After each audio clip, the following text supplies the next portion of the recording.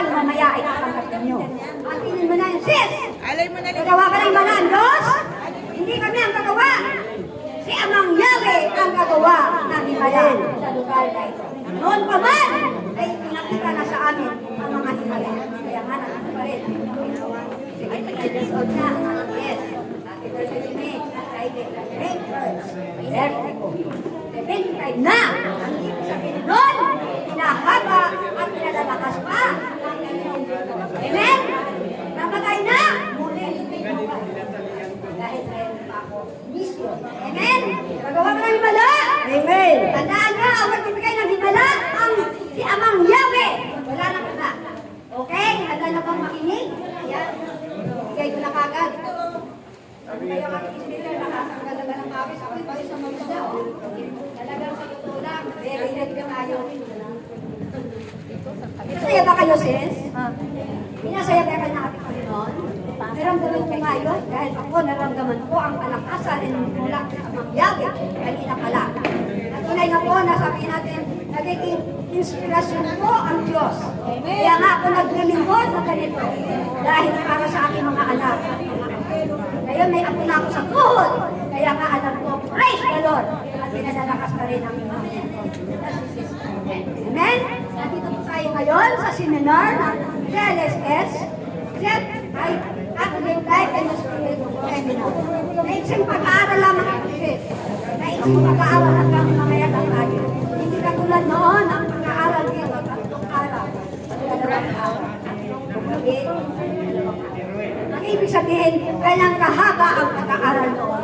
Ngunit ngayon ay pinaiksian na. Sa paiksing pag-aaral, ibinibigay naman ng Diyos ang lahat ng mga ito. Maraming binibigay ang bakit ito. Alam ko, yun ang pananagada ko at pananalig kayo ng ano man ang ibigay sa akin, ang hinihingi ko lamang ngayon ay kaalaman at kalakasan mula kay Amang Yahweh. Palakpakan po natin ang ating buhay na Panginoon. God is good! All the time! God is good! Now and forever! Praise the Lord! Okay, handa na ba makinig ang talaga ang babae nito? Ganito rin siya. Taga-Green Acres pa kayo lahat? Okay. At ang babae nito ay taga-Green Acres. Bakit bahay mo rin? Siguro pakita niyo mamaya sa harapan. Natunay na po sa kanyang paglilingkod, kahawig na niya si Maria. Dahil siya ay nag-rosaryo. Sa community namin, nag-rosaryo siya. Lahat, minsan, labing limang mystery kayo. 15 mystery ang haba, no? Alam mo, sa community ito, dito lang ako natutong sumagot sa rosaryo. Na talagang hindi ko yan natutunan dati. Hindi ako talaga natutunan sa mga. Kaya nga, maraming salamat. Sabi namin at mayroong kailangang kapatid na nagbibigay ng kanyang buhay, ng kanyang sarili, ng kanyang paglilingkod. Kaya nga, lalo siyang pinagpapala. Natunay na po ang babae nito. Patawagin ko na po ang pagpapahayag ng basic Mariology. Basic Mariology. Ay, ibig sabihin nun. Ang pulpul ko kay Maria.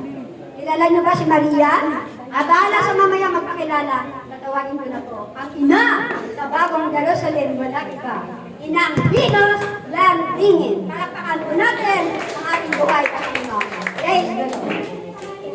Tumayo po tayo mga kapatid.